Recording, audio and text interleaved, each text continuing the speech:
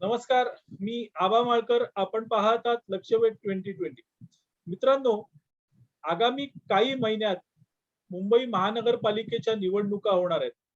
मुंबई महानगरपालिकेची निवडणूक ही महत्वाची निवडणूक मानली जाते, कारण मुंबई महानगरपालिकेचा अर्थसंकल्प किंवा बजेट हा एवढा आहे, की केरळ राज्याच्या बरोबर त्याची तुलना केली जाते.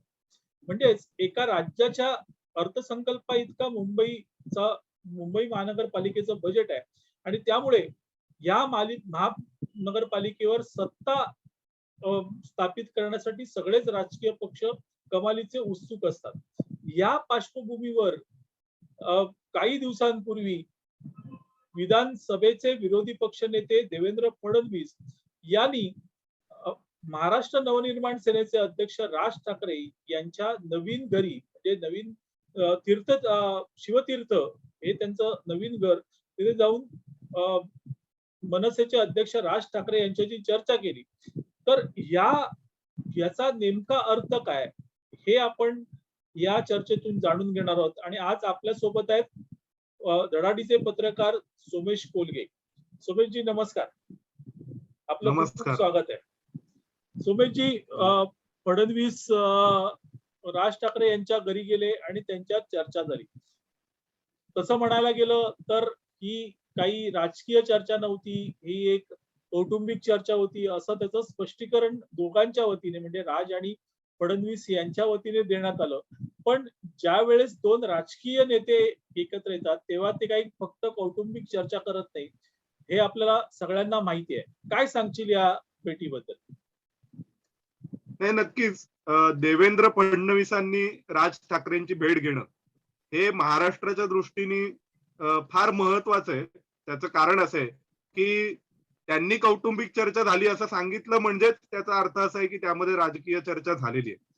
आणि आता त्या राजकीय चर्चेतून जो पुढचा प्रश्न अनेकांसमोर आहे, तो भाजप समोरही आहे, तो मनसैनिकांसमोरही आहे. ते म्हणजे मनसे भाजप आता युती होणार का? त्याचं कारण राज ठाकरे हे सध्या एका अशा फेजमध्ये आहेत की ज्या फेजमध्ये बाळासाहेब ठाकरे हे आणीबाणी नंतर होते. कारण आणीबाणीपर्यंत मराठी अस्मितेचे शिरोमणी असलेले बाळासाहेब ठाकरे हे आणीबाणी दरम्यान इंदिरा गांधींची बाजू घेतली आणि म्हणून ते इंदिरा गांधींचा पराभव जसा झाला त्यानंतर बाळासाहेबांच्याही एकूण सगळ्या फेम आणि परफॉर्मन्सचा पराभव झाला होता आणि बाळासाहेब एकदम पडद्यामागे गेले होते. आणि मग नंतर 80 साली जसं जसं भाजप सोबत युती झाली आणि त्यानंतर मग पुन्हा एकदा बाळासाहेब हे हिंदुत्व आणि मराठी मग अशा दोन मुद्द्यांमध्ये मग मराठी पण त्यांचं मागे पडलं आणि हिंदुत्व आक्रमकपणे पुढे आलं आणि मग बाळासाहेब हे राजकीय दृष्ट्या पुन्हा एकदा जिवंत झाले असं आपण म्हणू शकतो.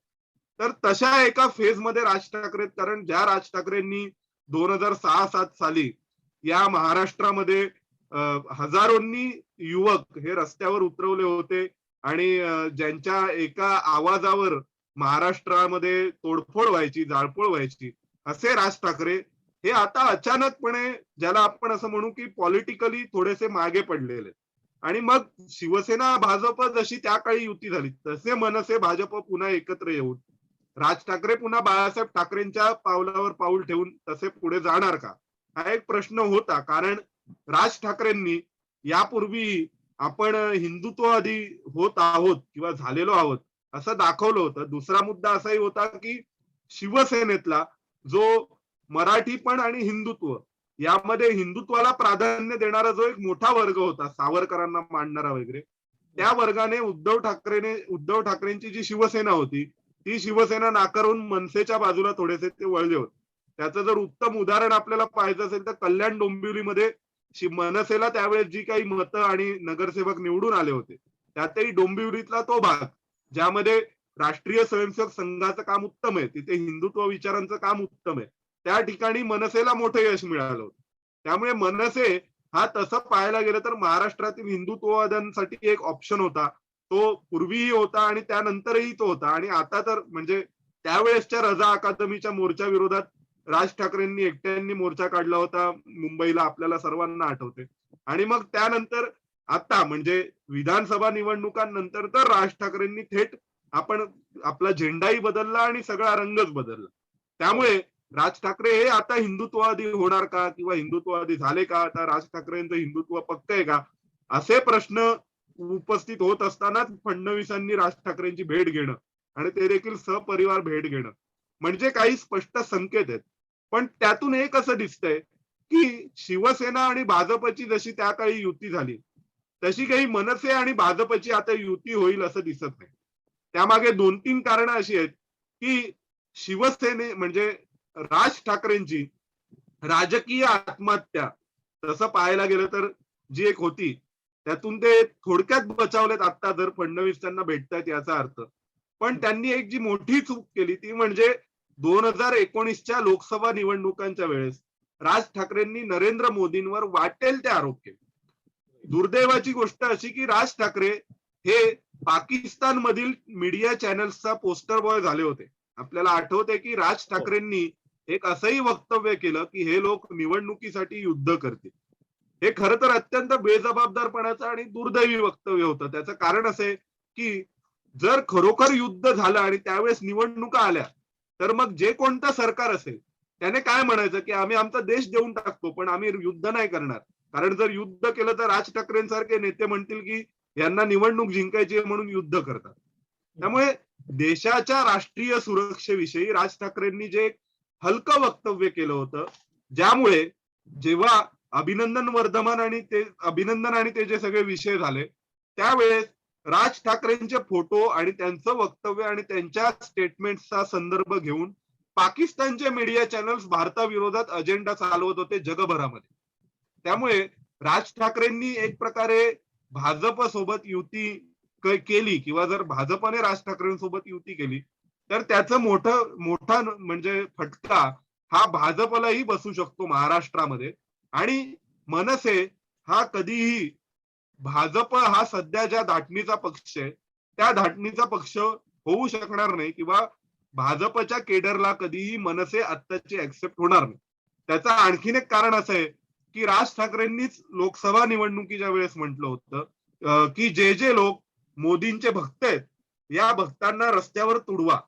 आणि राज ठाकरेंच्या अनेक मनसैनिकांनी त्यावेळी मोदींच्या बाजूनी बोलणाऱ्या किंवा मोदींच्या बाबतीत सोशल मीडियावर व्यक्त होणाऱ्या अनेक सर्वसामान्य लोकांना मारहाण केली होती. त्यांच्या तोंडाला काळं फासलं होतं. आता हे सगळे प्रकार राज ठाकरेंच्या मनसे या पक्षाने केलेले आहेत. आणि त्या मनसेने भाजपसोबत युती करायची का तर ती भाजपसाठी मोठी आत्महत्या ठरेल. त्यामुळे भाजप तसं करणार नाही. हा पहिला मुद्दा यातला जो वैचारिक आणि फिलॉसॉफिकल डिफरन्सेस दाखवतोय.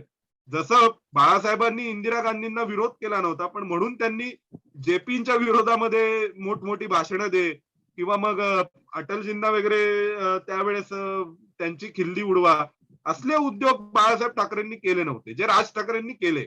नरेंद्र मोदींची तुम्ही खिल्ली उडवायला गेलात लोकसभा निवडणुकीच्या वेळेस. त्यामुळे राज ठाकरेंसोबत भाजपची युती होणं ही चूक असेल आणि ती होणारही नाही. कारण वैचारिक ताळमेळच बसत नाहीये दोघांचाही जो आत्ताच्या दृष्टीने तसं पाहायला गेलं तर पूर्णपणे अशक्य. आता दुसरा त्यातला राजकीय मतांच्या गणिताचा जो विषय त्यामध्ये असं आहे की राज ठाकरे हे मुंबई महापालिका निवडणूक जर लढणार असले तर मुंबई मधली अशी कोणती मतं आहेत की जी राज ठाकरेंना मिळू शकतात. ती मतं ही कधीही भाजपकडे वळतील असा तो मतदार वर्ग नाहीये.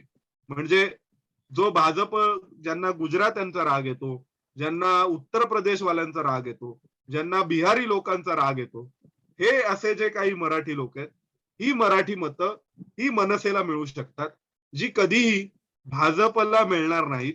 आणि जर मनसे भाजप सोबत आला तर ती मनसेला पण मिळणार आणि त्यामुळे ती सगळी मतं ही शिवसेनेला जातील. त्यामुळे राजकीय दृष्ट्या मनसे संपून जाईल जर मनसेने भाजप सोबत युती केली तर. त्याचं कारण असं आहे की भाजपची स्वतःची एक वोट बँक आहे. भाजपचा स्वतःचा एक मतदार वर्ग आहे. आता महाराष्ट्रातही आहे देशभरामध्ये जो पूर्वी कधी एका काळी नसेल. पण आज आम्ही भाजपचे मतदार असं म्हणणारी कुटुंब महाराष्ट्रामध्ये आहेत. ती मुंबईतही आहेत आणि ते स्वाभाविक अशा माइंडसेटने विचार करणारे जे मतदार आहेत ते कधीही राष्ट्रीय प्रश्न देशाची सुरक्षा आतंकवाद हिंदुत्व हिंदूंचं रक्षण हिंदूंचं हित मग तो हिंदू बांगलादेश मधला असो किंवा पाकिस्तान मधला असो त्या हिंदूचं हित हे माझं हित असं मांडणारे जे मराठी लोक आहेत, जे मुंबईकर आहेत, ते सगळेजण हे भाजपला आज मतदान करतायत, जे शिवसेनेला मतदान करणार नाहीत आणि जे काँग्रेस राष्ट्रवादीला करणं तर कधीच शक्य नाही.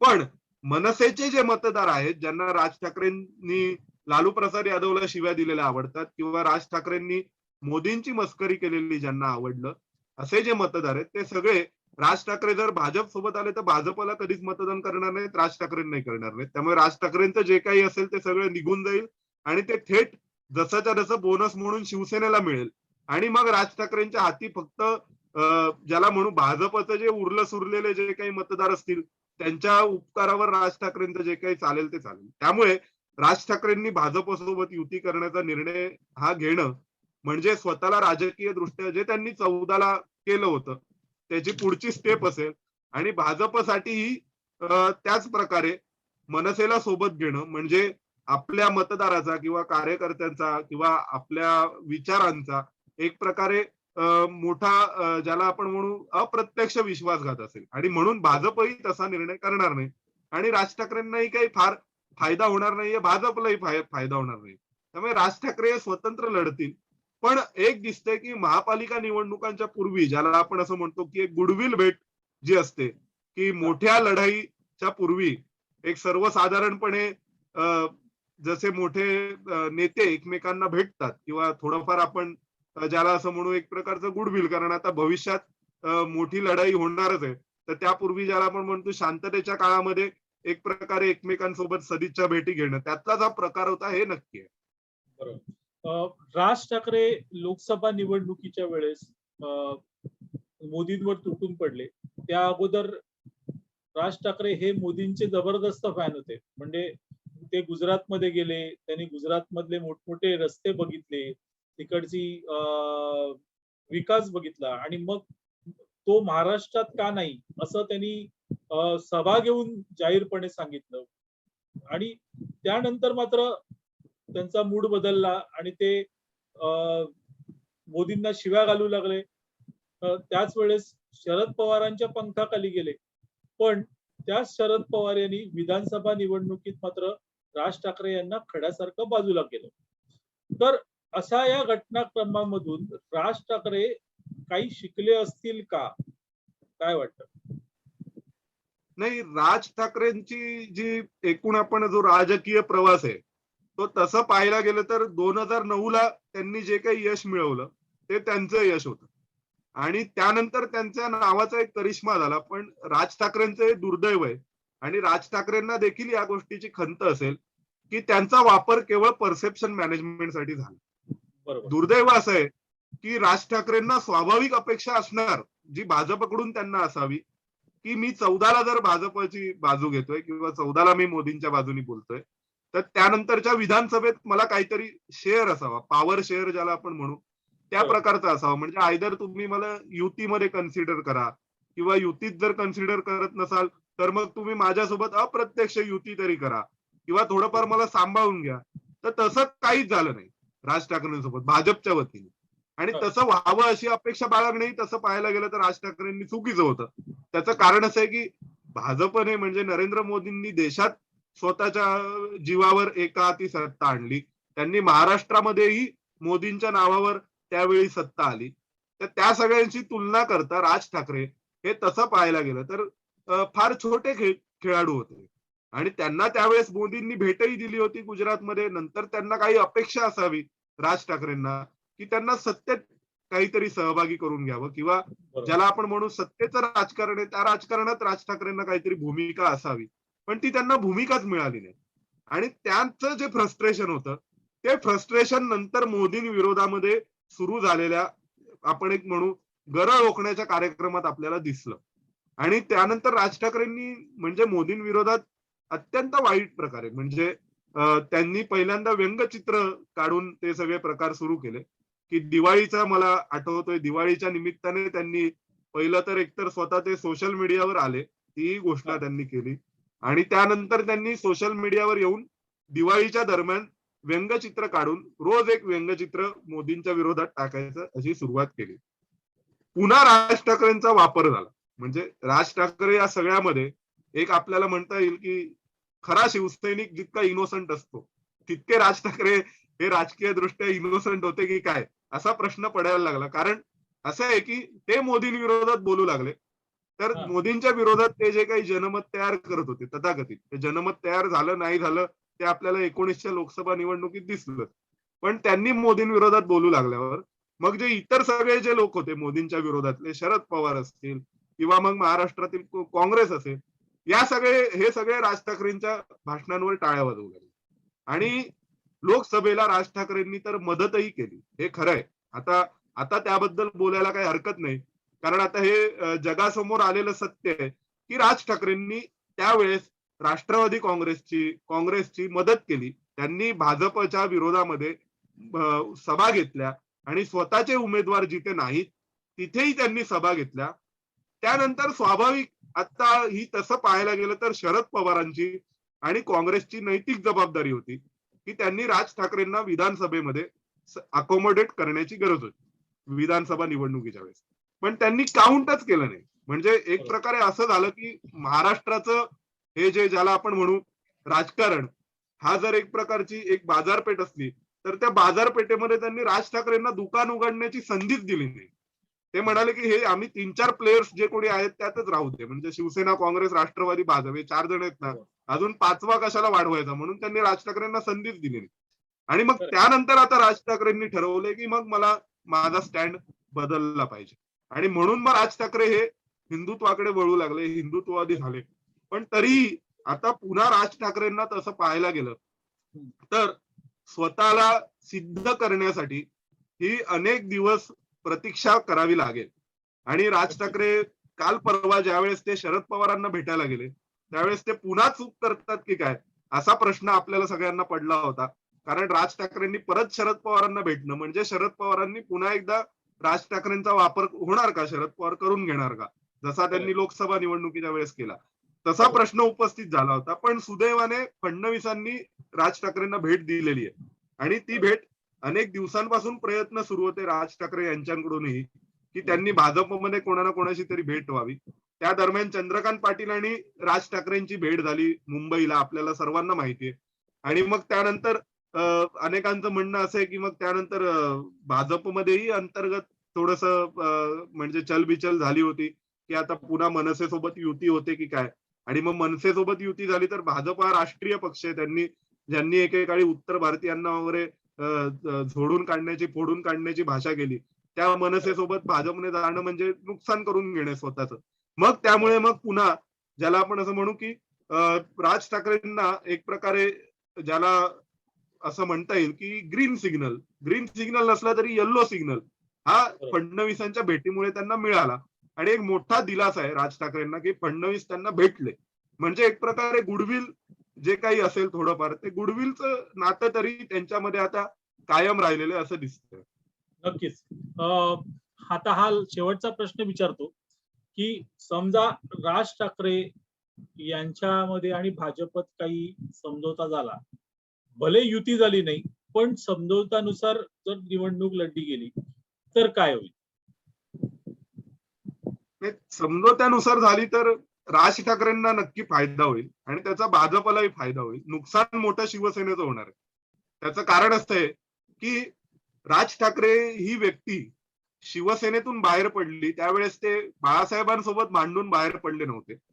तर शिवसैनिक जे जे शिवसेनेतून बाहेर पडले नारायण राणेंपासून, त्या सगळ्यांचे वाद हे उद्धव ठाकरेंशी झाले होते आणि आता हे उघडपणे समोर यायला लागले. त्यामुळे राज ठाकरे देखील त्यांच्यापैकीच एक आहेत ज्यांचे वाद उद्धव ठाकरेंशी झाले आणि ज्यांचं उद्धव ठाकरेंशी जमलं नाही म्हणून त्यांना शिवसेना सोडावी लागली. त्यामुळे राज ठाकरेंसोबत गुडविल प्रस्थापित करू शकणार नाही असा एकमेव पक्ष मुंबईत आहे आणि तो शिवसेना आहे. कारण उद्धव ठाकरे तितका मोठेपणा दाखवतील मनाचा असं दिसत नाही. म्हणजे 2 ठाकरे बंधू एकत्र आले, मराठी माध्यमांना फार आनंद होतो, पण प्रत्यक्षात त्या दोन ठाकरे बंधूंचं एकत्र येणं हे अजिबात शक्य नाही. एक वेळ अखंड हिंदू राष्ट्र होईल आपल्याला होताना दिसेल, पण 2 ठाकरे बंधू काही एकत्र येऊ शकणार नाही.